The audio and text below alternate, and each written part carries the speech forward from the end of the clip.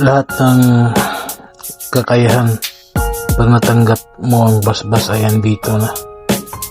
Magbubukas ang iyong kamalayan. Ang ikatlo mong mata ay magtuturo sa iyo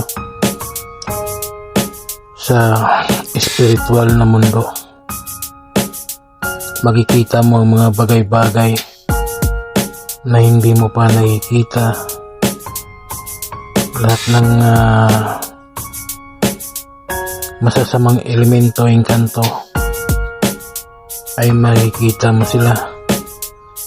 Mababasa mo ang isipan ng tao, lalo na yung may masamang balak sa iyo. Makapagpagaling ka ng sakit ng isang tao. Lahat ng kakayahan pang spiritual ay makukuha mo dito. God bless po sa lahat.